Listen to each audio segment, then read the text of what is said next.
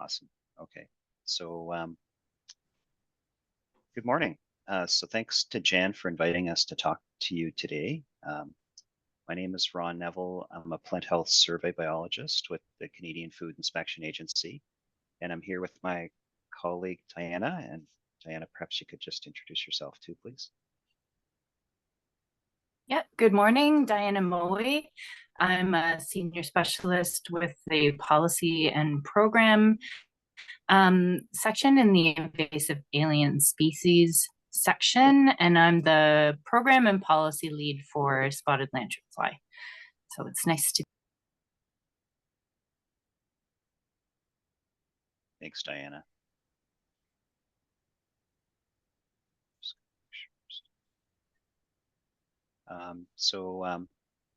As an Atlantic survey biologist, I'm based out of Dartmouth, just for your information.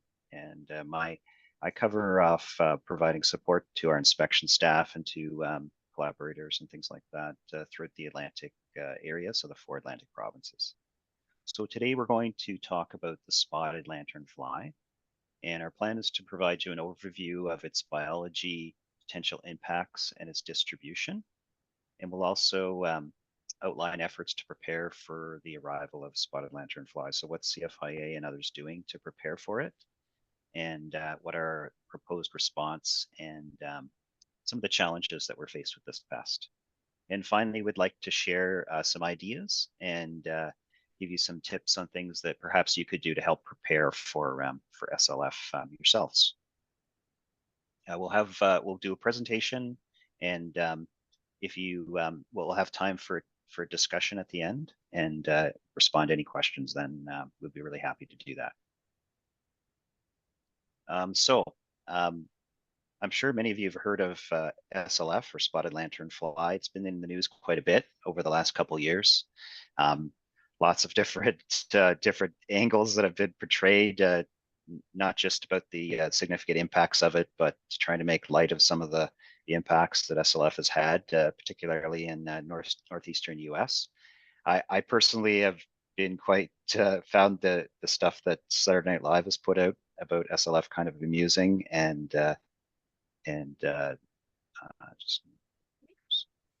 so anyway, he's done some pretty funny stuff. So I'd encourage you to check out some YouTube clips on that. But really, the message about SLF has been pretty clear overall.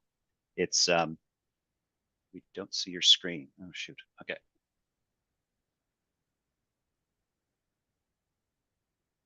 Sorry, guys. I don't know what happened there.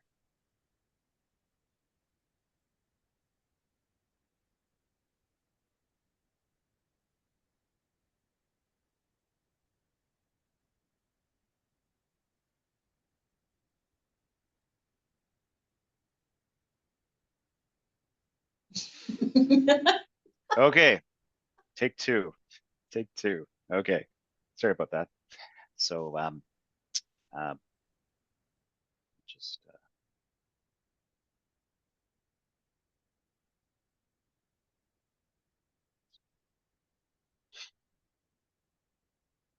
there we go.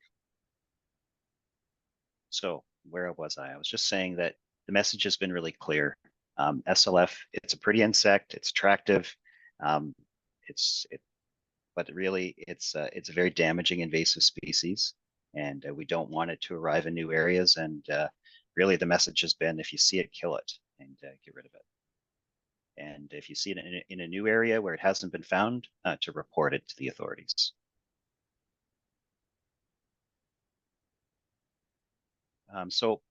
Despite its name, spotted lanternfly, or SLF, is not a fly. In some pictures, it kind of looks like a moth, like in the picture at the bottom of my screen.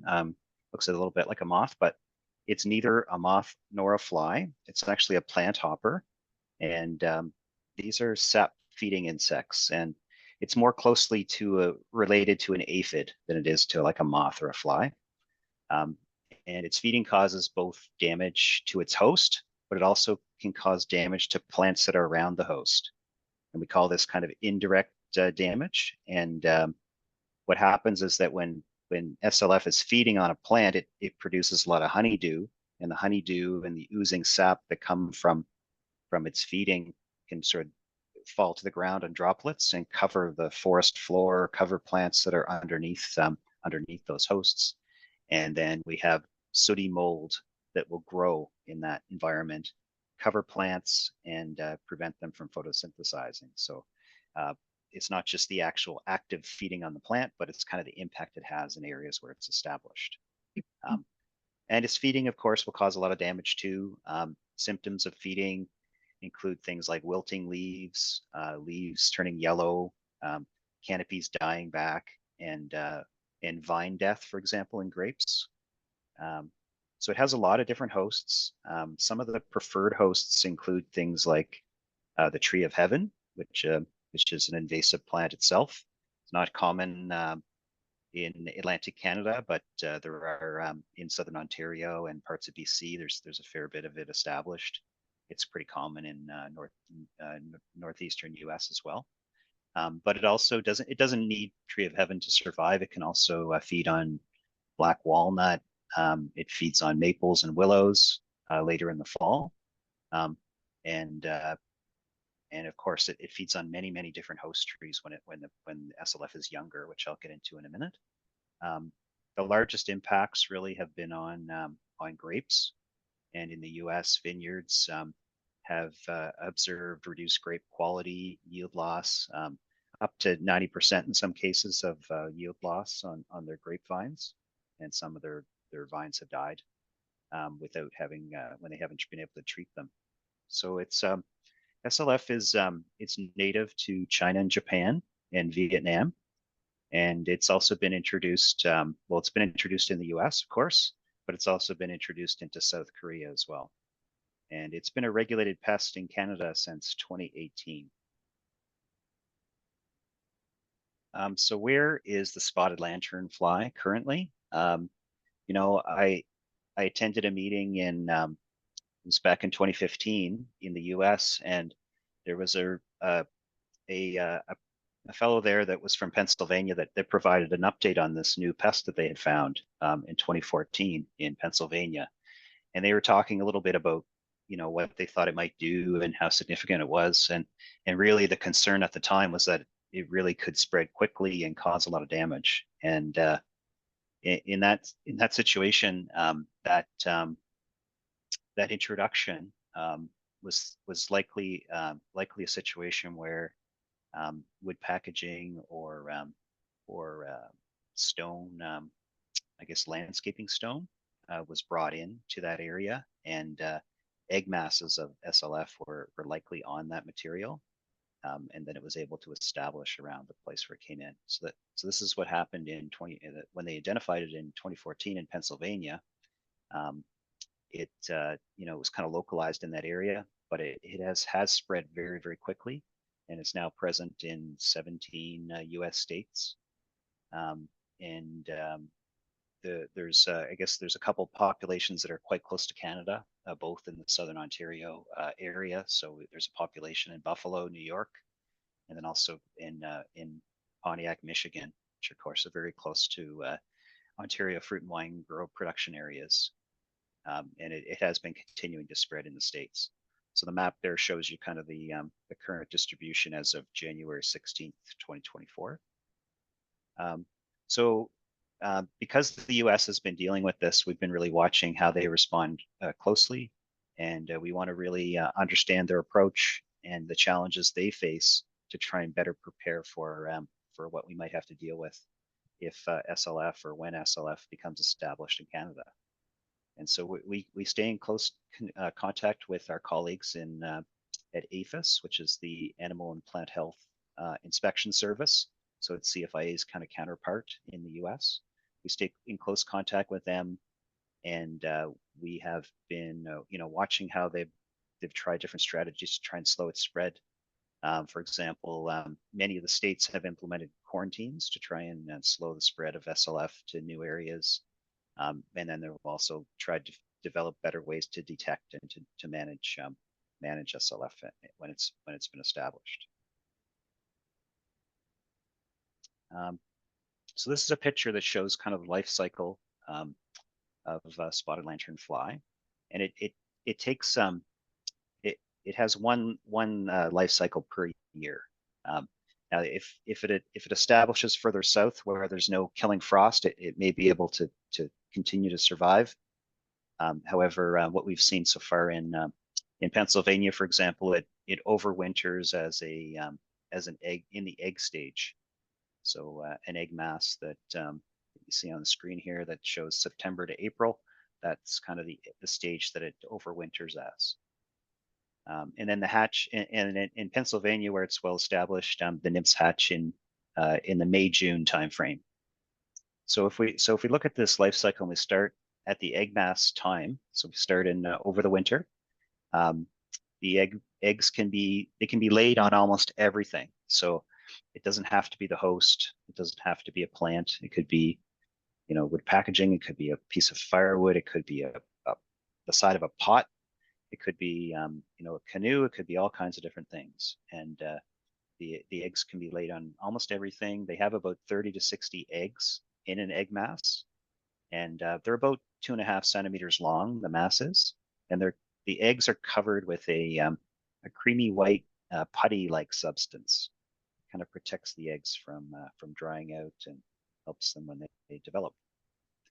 So in the May-June timeframe, the eggs will hatch, and we'll have newly hatched nymphs or really tiny young SLF that come out of the egg mass. And what they do is they feed on the tender plant tissue of many different host plants. So close to 100 different species of plants can be hosts, especially when they're quite young like that. And they're really tiny. They're just they're about up to about 5 millimeters or so in size. They're black and white. Sometimes people have been mistaken them for ticks in the States because of their size mostly. And then they develop through different instars or development stages during the summer, and then they transform into adults in late July. And when they're older, and when they kind of shift their hosts to, so when they're younger, they'll feed on almost any different kind of plant tissue. But as they get older, they kind of get more specific, and that's when they start feeding on these plants like tree of heaven, like grapes, like black walnuts, like maples and willows. And the adults are about 2.5 centimeters in length. They have those black spots and pinkish tan wings, and they have a yellow abdomen. So if you can see on the picture on the right here, you can sort of see that, what it kind of looks like. And the adults will mate and lay eggs basically from September through November. And then when you have killing frosts, they'll die. And then those eggs will overwinter. So there are a few different insects that we see sometimes that look a bit like spotted lanternfly, and these are some examples of those. Probably the calls we've had the most of have been with the box elder bug, which is a native insect in Canada, in North America, and Canada too. And then we did have quite a few calls too about people reporting the European firebug, which is it's an introduced a species in Ontario. I haven't seen any of those in Atlantic Canada at all yet, but around Toronto they're becoming quite common. And so people were seeing those that they thought they might be SLF. And then there is another native species called the poplar aphid, which sometimes you will see in a nursery setting. They like to feed on young poplars in nurseries, and they kind of look like SLF a little bit, little immature SLF. And the eggs themselves can kind of be mistaken for other things too. They're kind of tricky to see sometimes. And so on the screen right now, I've got a picture of an SLF egg mass on the left, and then a spongy moth egg mass on the right. So this is on a birch tree. You can sort of see they're pretty much the same size, but the spongy moth is just, the texture is different and the color is a little bit different. And then some other things that sometimes can look a little bit like egg masses. Praying mantis have these little oothecas, I think they call them, and it's just basically like a little bit of an egg mass that they do on branches. So you could see that. Even lichen can really cause some confusion. And sometimes, what you think might be lichen is actually a spotted lanternfly egg mass, or vice versa. So sometimes you just have to look really closely at the trunk or the bark of a tree just to make sure that to confirm what you're looking at there. So the SLF can be transported by people. That's really the main pathway of spread. When I showed you that map that showed 17 different states that it's spread to, we feel most of that spread's been caused by people moving egg masses from one area to another, and this is the sort of the more long distance spread. But we also know that other life stages they hitchhike and can be spread as well, and human activity can move it long distances. So if you're looking at these pictures, there's some other examples of the egg mass with the shiny putty-like topping.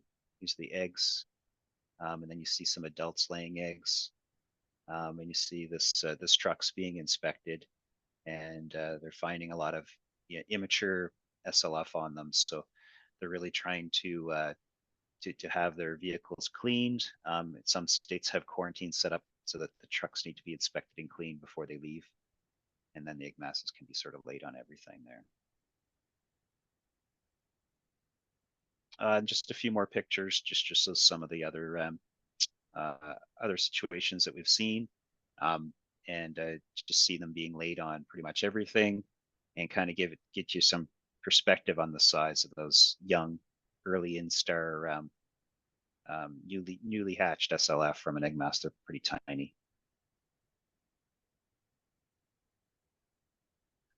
So I'm going to pass it over to Diana now to talk a bit about what we've seen so far in Canada. Yeah, thanks, Ron. So Ron's done a good job of outlining for you some of the really numerous potential pathways of introduction.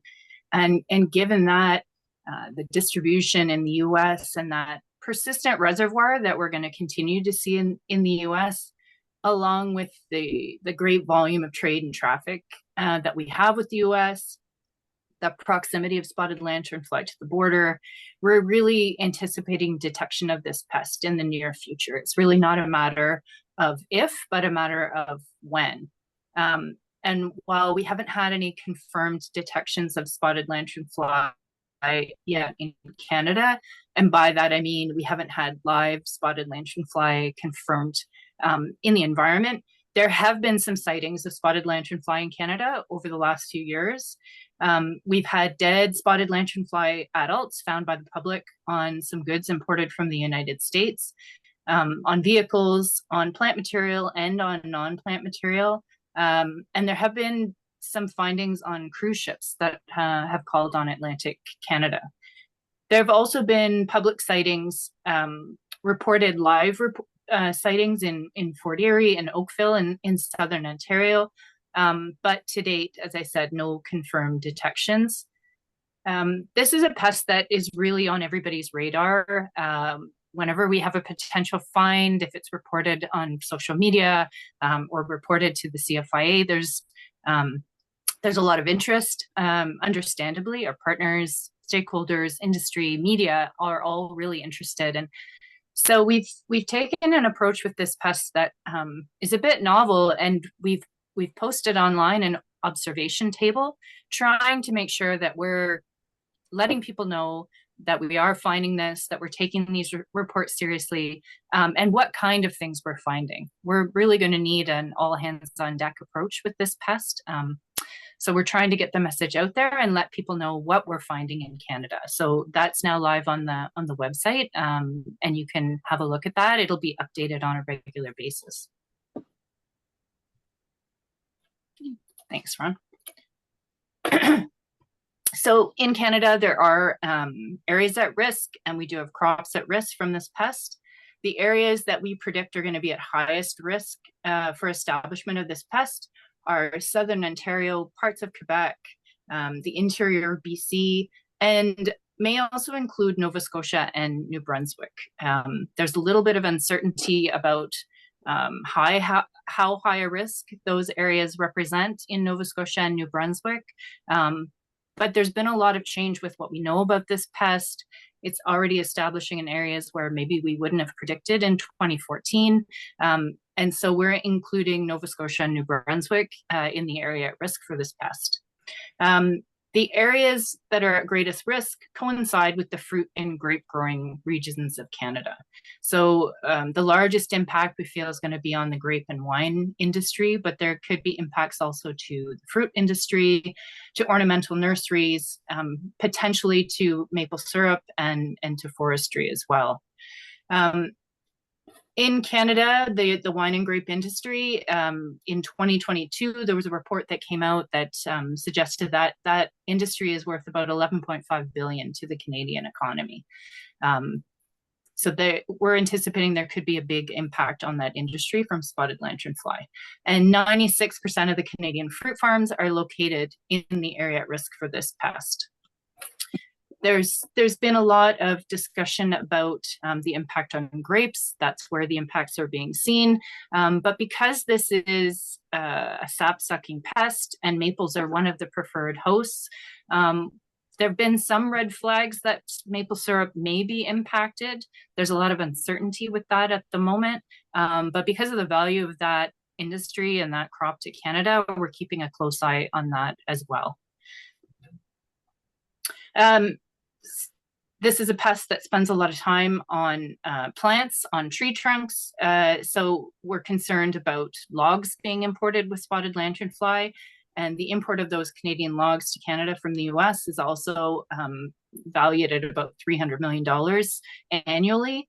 And our exports, if this were to become established in Canada, we're also concerned about what this might mean to our export market. And again, for example, with logs, logs are valued as an export at about $33.2 billion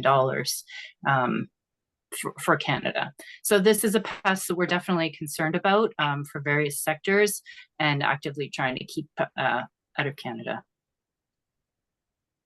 Next slide, please.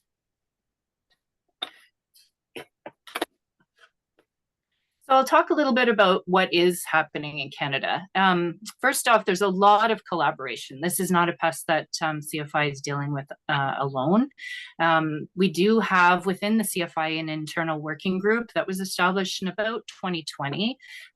We've been working on a lot of prevention and response tools that I'll talk a little bit about in some other slides. But in addition to our internal working group, there's a technical advisory committee that was formed in 2021, and that's comprised of federal and provincial government representatives, invasive species groups, and also industry representatives.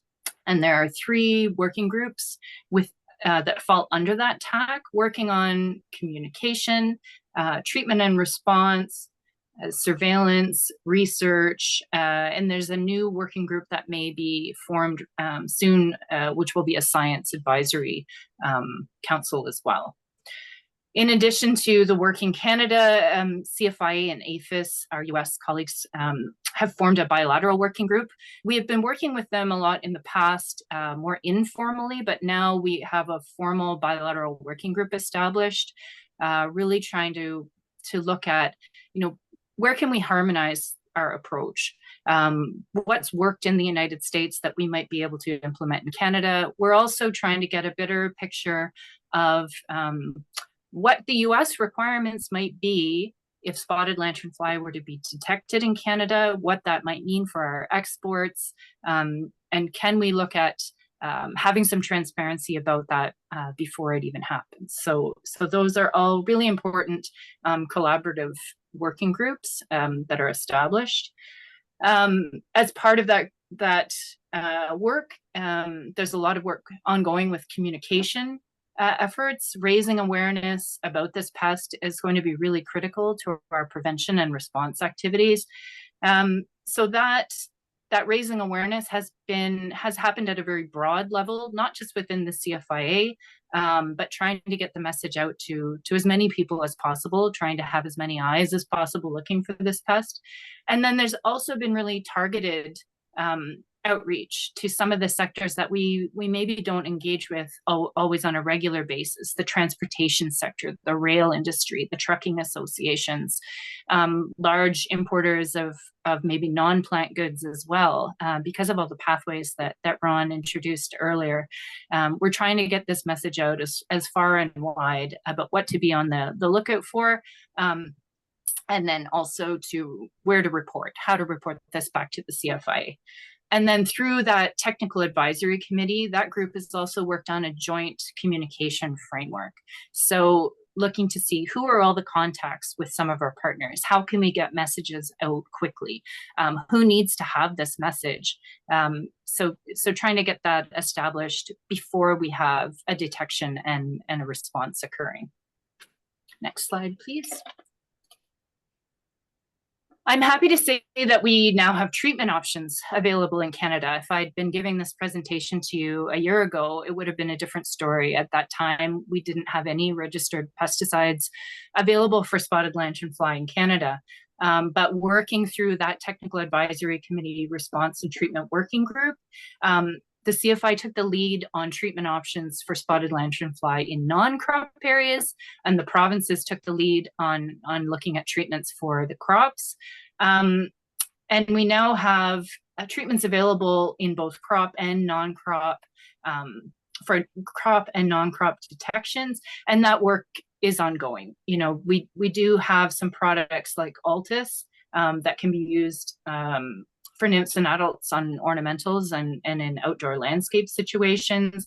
We have some horticultural oils approved for use on egg masses. And then for crops like pome fruits and stone fruits and grapes, with danitol and copa that have minor use. But we don't have some of the preferred chemistry that the US has to combat this pest. Some of that may not be approved for Canada, but we are continuing to look at some of the options and working with registrants, working with the PMRA to see what else can we secure, to have another tool in the toolbox to work on this pest. In addition to some of the chemical pesticides that have been approved, there may be scenarios where physical removal of egg masses make the most sense. So we'll continue to look at that where it makes sense. That's not going to really be feasible for nymphs and adults. It may be something where we have really small number of egg masses where we might be able to look at that. We're also looking at things like insect netting. When we were speaking with our Korean colleagues, where spotted lanternfly has been introduced, insect netting is something that's being used pretty widely with their grape growing industry to protect their crops.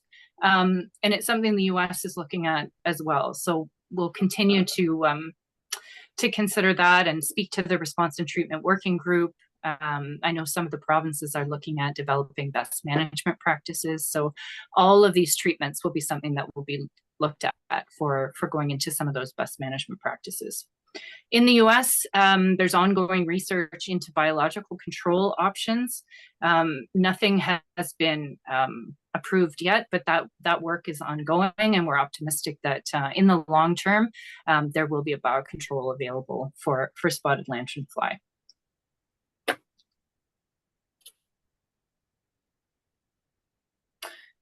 So as far as prevention and response planning, in the winter of 22-23, the CFI consulted on our risk management document for spotted lanternfly, and that was then posted as a decision document in the fall of 2023. That document summarized the pest risk assessment findings, the risk management considerations, and outlined options to manage the risk of spotted lanternfly introduction and spread in Canada. So following the consultation, we identified the preferred options, included a decision on the intent to regulate nursery stock and deciduous logs with bark.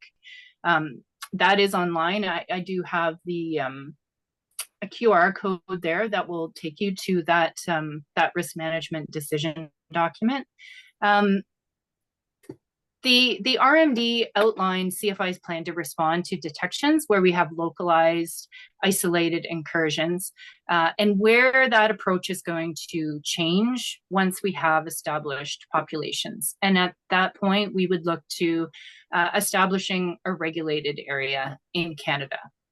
And this is really based on the US experience, where we anticipate our prevention efforts won't be completely successful. We are looking at having detection and establishment potentially in the short term. So the CFI will be working to eradicate these isolated incursions, but we feel that it will just be a matter of time before we do have an established population, and we're looking at establishing a regulated area. So what we're working on right now, based on that risk management decision document, is outlining the directive, and that's being drafted for consultation. We have had import requirements in place for nursery stock coming in from the United States, and those have been in place since 2021. And we're now outlining requirements for deciduous logs with bark. And because we feel that it's really just a matter of time before spotted lanternfly is found in Canada, we're trying to proactively develop not just import requirements, but also domestic requirements. What are the requirements going to look like once we have a regulated area in Canada? And that's an approach that we haven't really taken in the past, trying to develop domestic requirements before we even have a pest find in Canada. But we are trying to consult with industry as much as possible, and have something in place quickly once spotted lanternfly is found. Next slide, please, Ron. Thanks. Thanks. So yeah, it's been, in this file in particular, and Diana explained it quite effectively, as we've been working very hard to try and be prepared as much as possible for this pest. Sometimes we'll have a pest find and it's found in Canada first, and we have to, put our information together, and it takes time. But in this case, because it's been found in the States, we can learn a lot from how they're responding, and better prepare for its arrival here. So lots of work being done there, and a big part of that is how we've been tackling early detection. And so a big part of our early detection strategy has been to get information out to the public. And so we put together these little pest cards. So there's little pictures on the slide there now.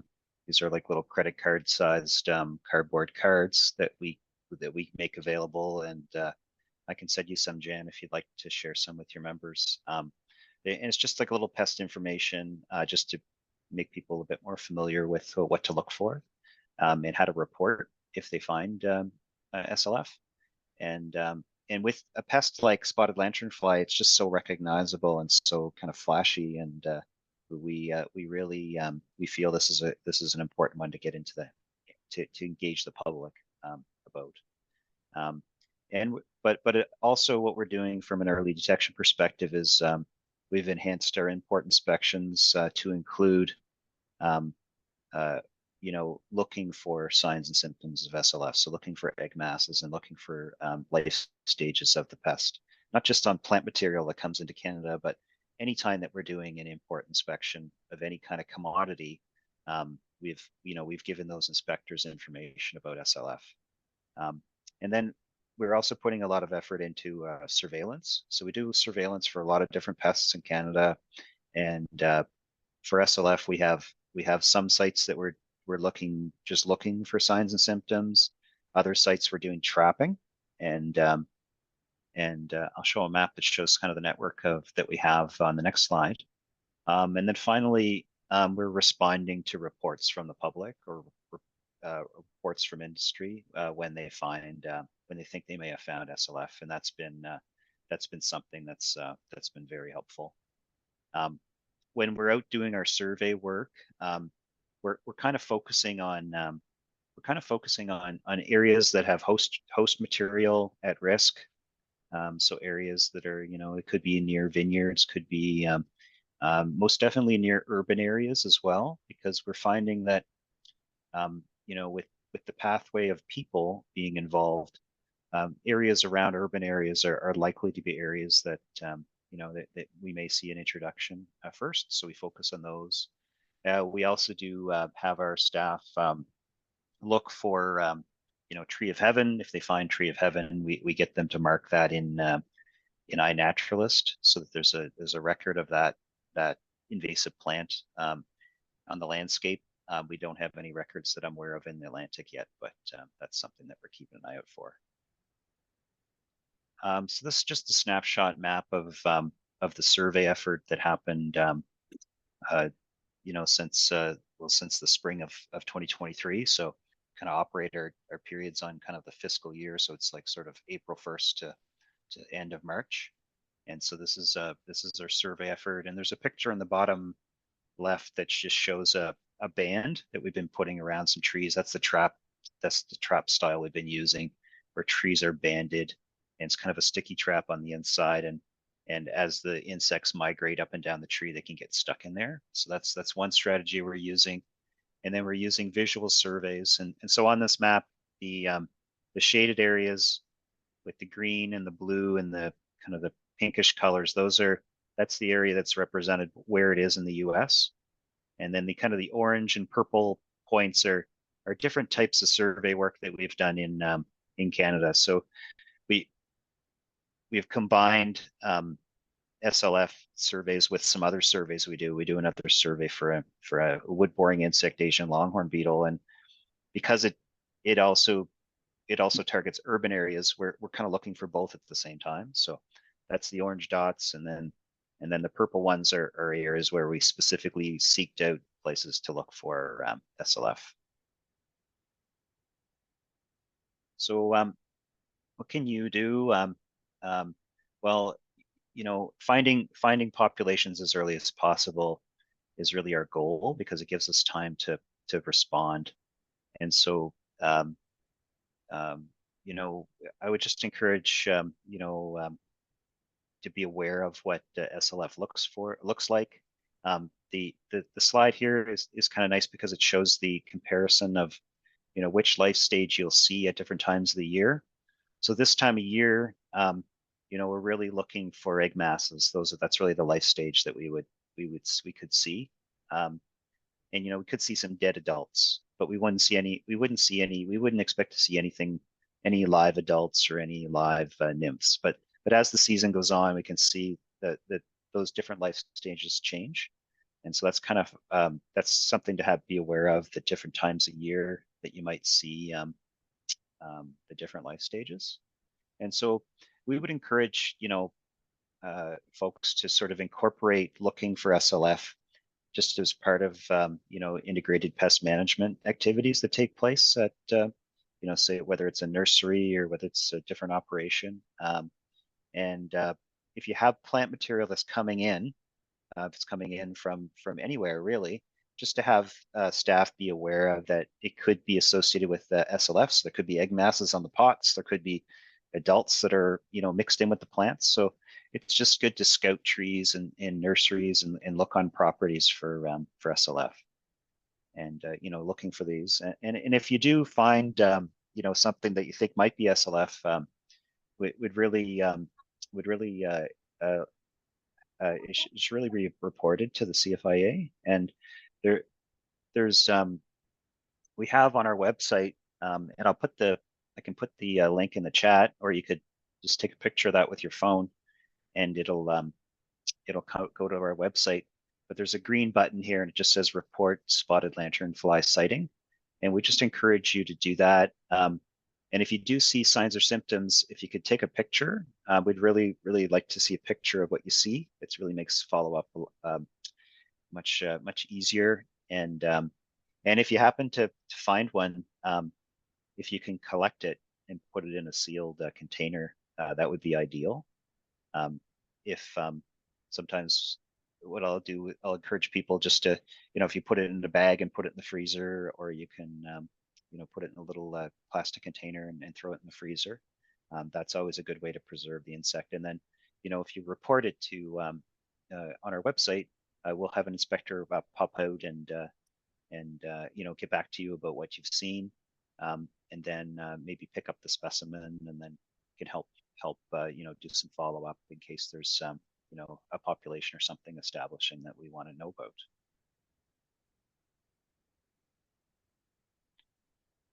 So we're going to kind of sum up here. I'm going to pass it back over to Diana for a kind of a sum, and then we'll have some time to have some discussion or respond to any questions. Yeah, absolutely. So we've tried to really outline for you some of the collaborative preparations that have been ongoing for a number of years for spotted lanternfly. There's a lot of good work that's been happening within CFIA and also, with a lot of different partners. And we've now have in place communications plan, survey protocol, collaborative trapping plan. We have a response plan in place. There are treatment options. There's ongoing work with collaborative response planning. We have import requirements in place for high-risk plant commodities like woody nursery stock coming from infested areas. And we're working on import requirements now for deciduous logs coming from infested areas. So a lot of good work has really been accomplished. But I think one thing we need to keep in mind is the US experience. So they have a lot of these things in place as well. And despite the availability of control tools and their response efforts, spotted lanternflies continue to spread and cause economic damage in the US. So we don't have a solution that the US just hasn't thought of. We're expecting that the impacts in Canada will be similar to what they've observed in the US. So we're really working to delay the introduction of spotted lanternfly while we're preparing to respond to detections and slow the spread once it establishes. So it's really, as I said before, it's not it's a case of when, not if. And the when could be as early as this year with some of the sightings that we've observed over the past few years of dead insects and some live spotted lanternfly in really contained environments. We should be ready for this to be found in Canada anytime now. So our prevention activities will continue, including the outreach to really raise awareness. They're going to continue. They'll be enhanced. It's not being done in isolation. I know our partners are continuing to raise awareness as well. But what we're really trying to do is buy some time with this pest. Our prevention and control measures will allow really some of that much needed time to develop treatment options, additional surveillance tools, the best management practices that will be required by industry, and ultimately some long-term solutions, including things like biological control. So we've tried to outline some of our prevention and response planning, some of the efforts, but really we'd like to open it up for questions and discussion, anything that you'd like to know and what you can do. We may not have all the answers, but we may be able to go back to some of our colleagues and get you those answers. So thank you for your attention, and yeah, we'll open it up to questions.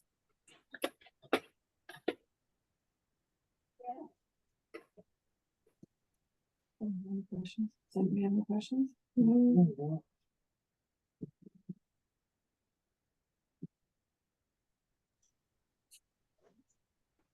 Hello. Hi there. I was just wondering, what is its native environment and what is its predator? Good questions. It's native to China, Taiwan, and Japan, and it lives. Well, Diana, do you have some? Would you like to share it? Maybe I'll throw this one to Diana to if you have anything to. Yeah, sure. There are some native parasitoids that are found in China. So there's an egg parasitoid also a parasitoid that attacks the nymphs, and those are found in the native range. And they've also found, they think that some of the control that's happening in Korea is actually some of those parasitoids were introduced there too. So that's often what happens with an invasive species, where it grows up with some things, it has natural predators, but then when the invasive species gets introduced outside of its native range, the things that control it don't always come with it. And that's why we can see greater impacts in the introduced area than in its native range. And those parasitoids that I mentioned, they are some of the biological controls that are being researched in the United States. But unfortunately, they found with the egg parasitoid in particular, I know that it will attack other things other than spotted lanternflies. So I think there's some concern with being able to release that particular biological control in North America. So they're continuing to look at some things that might have an impact here, but some of the predators that are available in its native range may not be good solutions for us here in North America. And it's interesting too, when like the host, the Tree of Heaven host, I've read that it accumulates some of the toxins that are in that host plant into its body, and that makes it less of a palatable, less tasty food for other predators. So they have been seeing some birds and other animals eating them in the U.S., but not to any kind of extent that it would really regulate the population or anything like that, of course. Thank you. Thank you.